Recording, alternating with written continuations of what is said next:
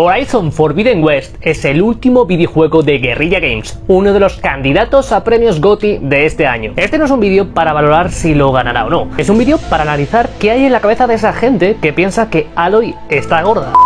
Bienvenidos a un nuevo análisis psicológico de videojuegos, un espacio en el que utilizamos el videojuego como herramienta para hablar de los distintos aspectos psicológicos y curiosidades que quizás no sabías de estas historias jugables. En el vídeo de hoy vamos a descubrir las más de 30 curiosidades psicológicas de este pedazo de juego y una cosa más, vamos a tratar de definir cuál es el mensaje real de este juego, qué nos quiere transmitir con su historia.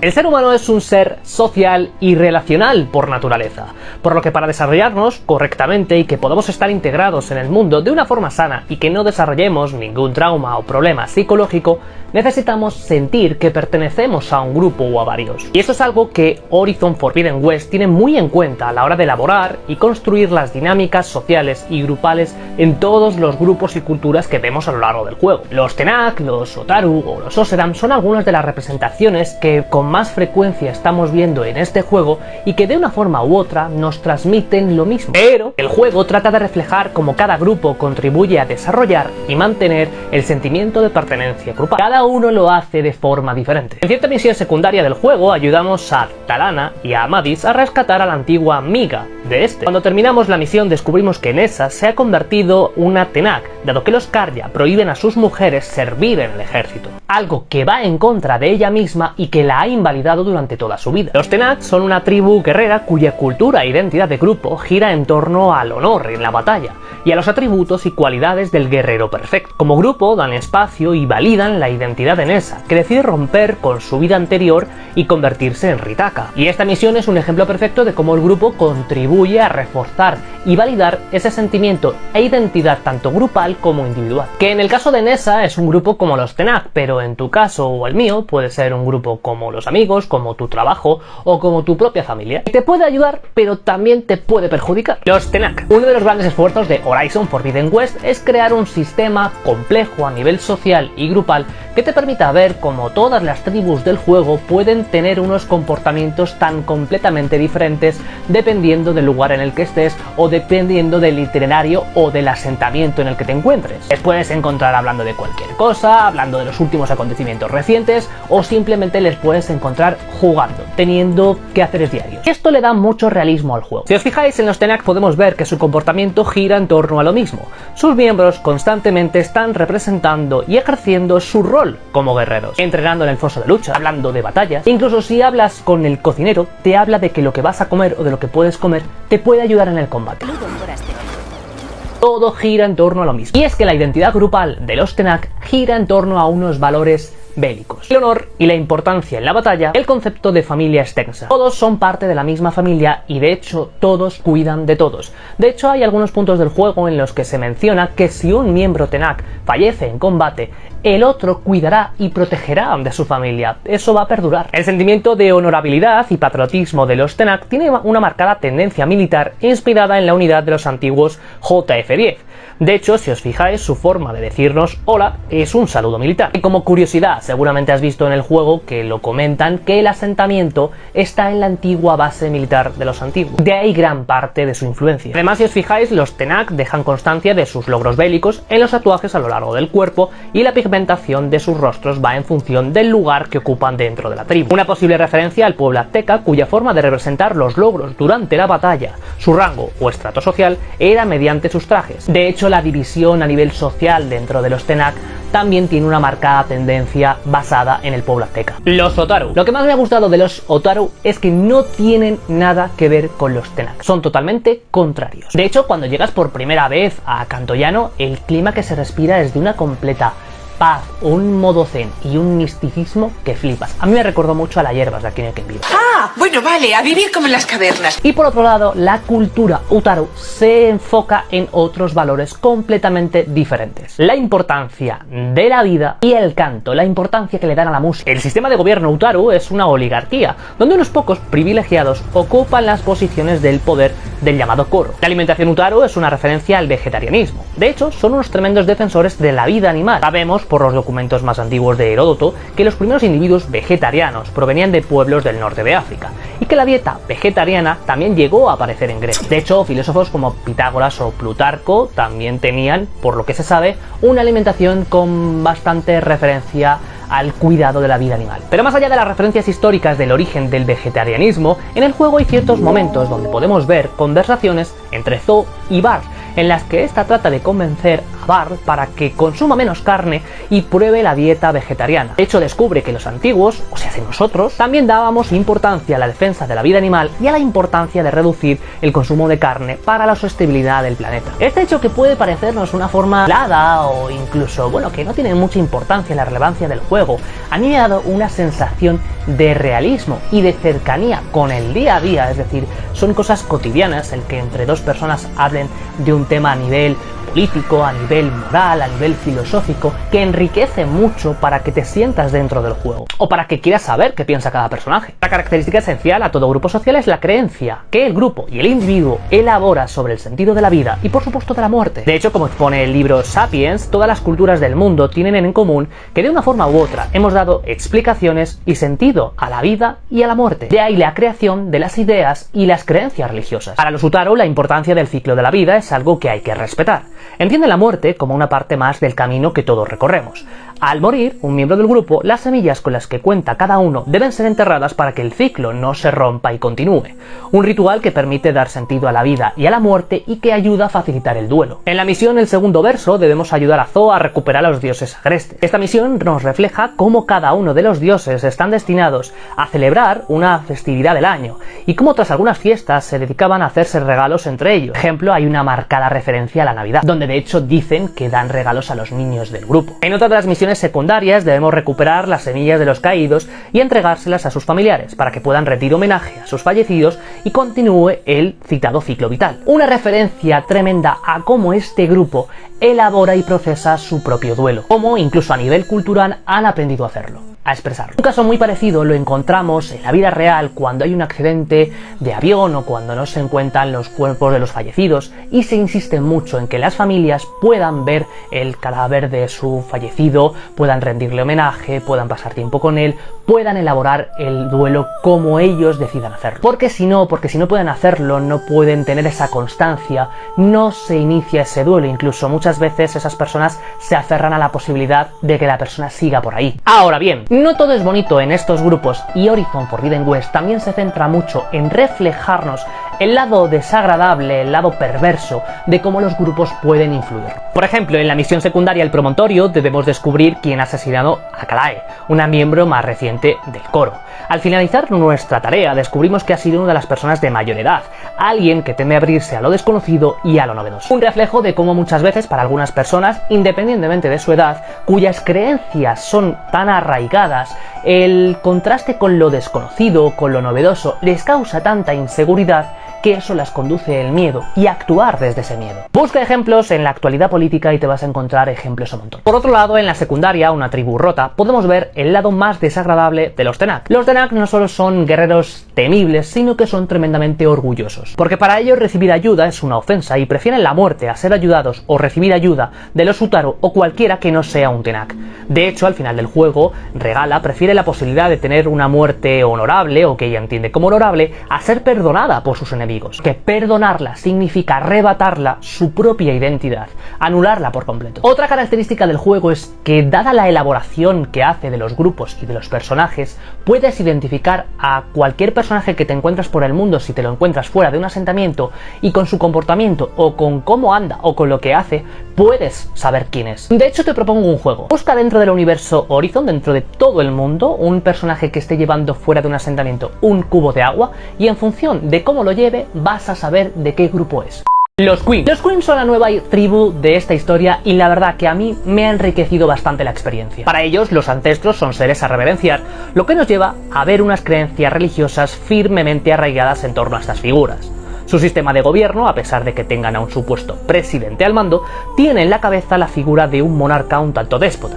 De hecho, hay indicaciones claras de la opresión y lo prohibitivo que es su sistema de gobierno, en el que las libertades individuales y la expresión no son respetadas. Prueba de ello es la marcada fusión de identidad que hay entre sus miembros. Todos visten exactamente igual y tienen un pensamiento muy colectivizado, como si el individuo no tuviera poder dentro de esta sociedad o temiera verbalizar lo que piensa, algo muy característico de las dictaduras. De hecho, basan gran parte de su prosperidad en que se sirva al colectivo. Una muestra de ello lo tenemos en las conversaciones que Alba tiene con Aloy. Alba menciona cómo tuvo que pasar el examen de oráculo y abandonar a su familia. Abandonar una parte muy individual y muy íntima como es tu familia para servir al colectivo. Otra pérdida más de la individualidad en pos del grupo. Vemos como los Queen tienen estamentos sociales. Hay soldados, que de hecho son los primeros en aparecer en el camino de Aloy, y tienen una estructura social similar a la de una empresa. De ahí su inspiración hacia los antiguos y a Ted Farm. Pero un grupo no se mantiene únicamente por los elementos comentados. Se necesita un líder. Líder bueno, líder genial, desde hoy te entregamos nuestra voluntad. La figura del líder, los jefes y los directivos son tres ejemplos prototípicos de rol. Tres posiciones centrales en la estructura de todo grupo y que el juego representa muy bien. Desde la antigua Roma hasta los aguerridos vikingos hemos contado en la historia con líderes carismáticos que han llevado a sus civilizaciones a otro nivel. La característica esencial del liderazgo es la capacidad para ejercer esa influencia sobre un grupo de personas. Todos los líderes tienen poder, todos ejercen influencia, todos tienen seguidores y todos tienen un objetivo dentro del grupo. Además, el liderazgo es el arte de inducir sumisión, obediencia, respeto, lealtad y cooperación por parte de los miembros del grupo. Y este es uno de los objetivos de Carro como líder. Ahora bien, ¿cómo hace todo esto el juego? ¿Cómo lo representa? ¿Cómo representan a los líderes del grupo? Valoremos a los principales líderes del juego: Carro y Aloy. Digo principales porque son los que más aparecen, los que más se menciona, pero evidentemente hay muchos. Por ejemplo, tenemos a Regalla, tenemos a Sainz, que a su vez es un líder, tenemos al presidente de los Queen, pero quiero centrarme en estos dos precisamente por algo, porque tiene que ver con lo que quiere representar el juego. La figura de Carro es una de las más representativas de lo anterior a lo largo del juego.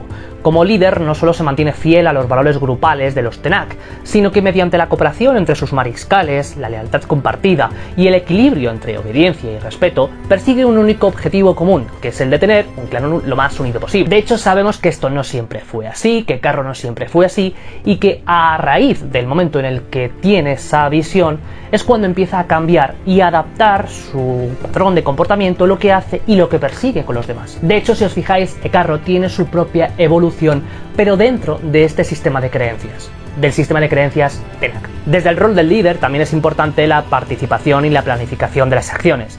El ejemplo perfecto de esto lo tenemos a lo largo de todo el juego con la figura de Aloy. Como líder trata de construir un grupo cohesionado, que el juego te invita a descubrir por ti mismo, mediante las interacciones que puedes realizar en tu base con tus compañeros. Estas mecánicas están preparadas no solo para ver qué hace cada miembro cuando está allí, sino para ver qué relaciones hay entre ellos. Cada miembro realiza actividades acordes a su personalidad. De hecho, mientras ves que Eren está flipando en colores con lo que va descubriendo y que le ves jugar a salto mecánico, tienes a otros personajes como Alba y como Zo que lo que están haciendo es investigar y descubrir con sus avances. Los Queen ofrecen una visión adaptada del síndrome de pensamiento grupal, y para entender esto tenemos que destacar tres puntos fuertes. La sobrevaloración que hay en el grupo, que de hecho esto es una especie de ilusión de invulnerabilidad que comparten todos los miembros del grupo, y la firme creencia en la moralidad de dicho grupo.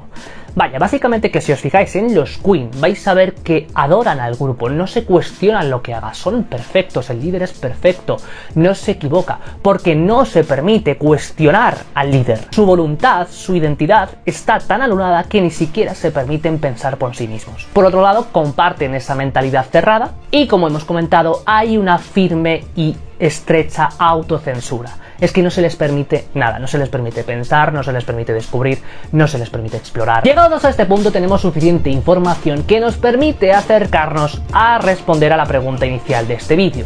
¿Cuál es el mensaje real y oculto de este juego?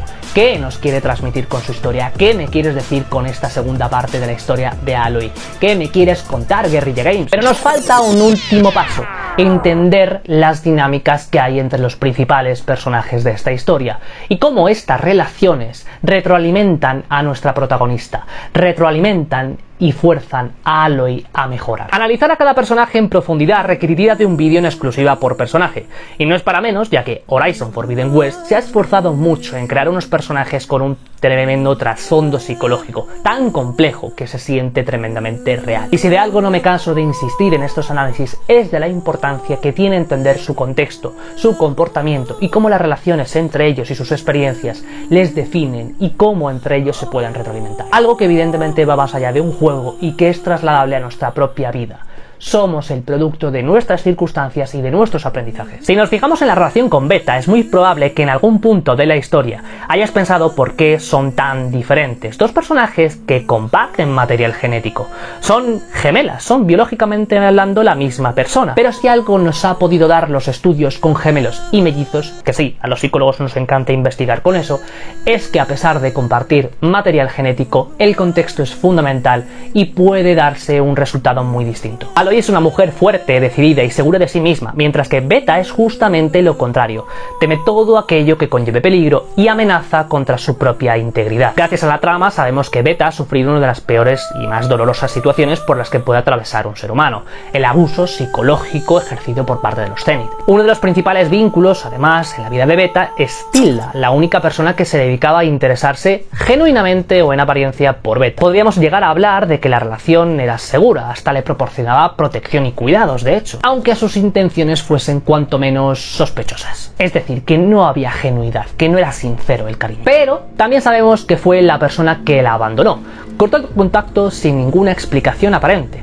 Cuando una persona desaparece de nuestras vidas sin ninguna explicación aparente, eso genera muchísima inseguridad, porque es una ruptura que se siente como una forma de abandono. Que la única persona que te proporciona protección y apoyo desaparezca de repente, le llevó a Beta a preguntarse por qué ha hecho mal y a sentirse culpable de ello. Este tipo de pensamientos es una forma de sentir el control, que es lo que necesita cualquier persona para superar un trauma. Misma pregunta que en esta conversación con Aloy se hace al no poder responder qué falla en ella misma, y para que no sea como es Aloy. La carga simbólica y emocional de esta escena es magistral. Aloy no solo responde que no hay nada que fallase, simplemente no tuvo el apoyo y cuidados que ella sí que tuvo por parte de Rost. Remarca cómo, a pesar de que Rost quisiera dejarla con la tribu, a pesar de cómo la educó, a pesar de cómo la cuidó, la quería, ella sentía el cariño porque era lo que necesitaba y del modo que necesitaba. Porque Rost fue para Aloy una figura segura. Como consecuencia de lo vivido, vemos como Beta es una persona insegura, muy temerosa de las acciones e intenciones de los demás, aspectos reflejados en la relación con los compañeros de la base. De hecho, no se comunica con ellos y es la que más apartada está del grupo. Barry es uno de los personajes que mejor entiende y aporta todo lo que Aloy necesita y cuándo lo necesita. Es un hombre cuya flexibilidad emocional es altamente adaptativa, aunque esto no implica que con ciertas cosas de su vida las evite y no las afronte. De hecho, en algunos puntos se evita bastante hablar de sí mismo o de lo que le duele, especialmente en la relación con su madre. Sabemos, por palabras de Zoe, que esa relación era tensa por los valores tradicionales y herméticos de su madre, siendo Barr una persona mucho más abierta. Barr es una persona paciente y comprensiva que permite que los demás aborden y solucionen los problemas por sí mismos, aunque eso le implica ofrecer cierta ayuda. Barr es una persona para Aloy de seguridad y que le transmite confianza. Una muestra de ello es como ese clima de seguridad y confianza se ve reflejado en las conversaciones entre ambos. Aunque Barr, por ejemplo, le diga la ungida, siempre queda dentro de un contexto de humor, de broma y que ambos entienden y respetan. Una de las características que Barr aporta al grupo son unos firmes valores y convicciones morales. El poder hacer lo correcto y necesario a pesar de sus circunstancias. El respetar a su líder y apoyarla. Sobre este personaje, sobre Eren, yo siempre me he debatido en una dicotomía, en que lo primero que vemos es algo que pasa mucho en la vida real. Vemos una persona, pero que debajo de esa persona, debajo de esa fachada, hay una persona que sufre. Es decir, que debajo de todo ese humor hay mucho dolor. Y esto sinceramente pasa así de veces. De hecho, gracias a los acontecimientos de Zero Dawn, vimos que debajo de esa fachada hay un hombre que lidia con la depresión tras la muerte de su hermana y que tiene un discurso muy paralizante, que siente al sentir que no puede hacer según qué cosas y que es muy crítico consigo mismo. Sabemos que Eren es tremendamente exigente consigo mismo, exigencia por otro lado que viene por los altos estándares que ha asumido de su hermana Ersa. Es impulsivo y tremendamente emocional, lo cual lleva a que, ante su incapacidad de gestionarlo de otra forma, recurra al alcohol para gestionar sus emociones. Y es muy interesante como yo he sentido que a lo largo de este juego ha habido una especie de mini arco de redención para Eren, porque él va poco a poco aprendiendo a gestionar estas cosas, a expresarlas y sobre todo a cerrar etapas en lo que se refiere a la relación con su hermana y a lo que pasó con todo aquello. Hablar de Zoe es hablar de uno de los comportamientos que más vemos reflejados en este personaje, el comportamiento prosocial. Es decir, el hacer cosas por el grupo y en beneficio del grupo. Y una cosa que me gusta mucho de este personaje es una frase que repite mucho: un árbol no florece en un día. Una clara referencia a un rasgo de su personalidad, la perseverancia. Rasgo que por otro lado también es característica de Aloy, lo cual nos puede hacer ver muy bien cómo a medida que estos personajes se van conociendo e interactuando, se complementan también y se retroalimentan mutuamente. Zoe es una mujer con unas fuertes convicciones morales y unas creencias muy firmes hacia su colectivo. Unas creencias también que le llevan a abrirse hacia lo nuevo y hacia lo desconocido.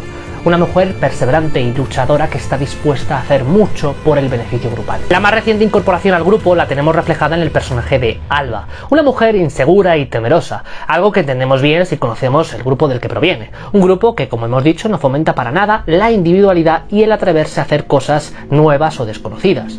De ahí que el grupo al que llega sea justamente lo que necesita. De hecho, en la misión que tenemos para conocerla mejor y para desbloquear su trofeo, podemos ver como uno de los reclamos más marcados de Alba era el hecho de que quería probar, quería hacer cosas, quería descubrir, quería atreverse, quería fallar y arriesgarse a cometer errores, y eso es lo que le está permitiendo el grupo nuevo de Aloy. Pero sin duda alguna, si tuviera que decantarme por un personaje que me ha gustado más conocerle, me ha gustado más conocer su evolución, ver su evolución, es Kotalo. Kotalo es el perfecto ejemplo del hermetismo y de lo cuidadoso que se puede ser a veces con el pasado. Desprovisto de su brazo, poco a poco podemos conocer mejor a este personaje, podemos comprender su visión como soldado, la imagen que tiene o ha tenido de sí mismo y el doloroso trauma que atraviesa al perder el brazo, algo que afecta a su autoestima. Perder el brazo le hace perder una parte de sí mismo que adoraba, su rol como soldado y como mariscal.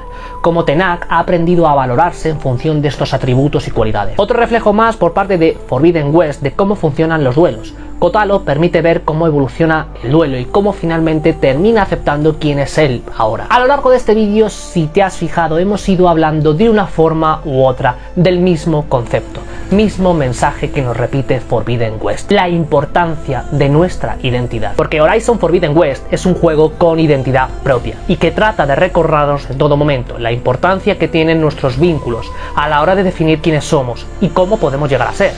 Beta es el reflejo de lo que pudo ser Aloy si no hubiera contado con personas como Rost o como Barra en sus vidas, y el recordatorio de cómo, aunque las circunstancias no sean idóneas, podemos sentir miedo, y eso no implica no saber superar nuestras circunstancias. Gracias a Forbidden West por recordarnos la importancia de esto, y gracias a Aloy por tu historia, por la capacidad de superar tus circunstancias y de reconocer tus miedos y de recordarnos la verdadera importancia de la resiliencia. Y hasta aquí el vídeo de hoy, que la verdad ha sido un vídeo que me he currado muchísimo al hacerlo. Llevo mucho tiempo detrás de este vídeo, preparando con el juego el guión, fijándome en detalles, en curiosidades, por supuesto para sintetizar toda esta información, porque si no el vídeo se haría más largo de lo que realmente me vaya a quedar.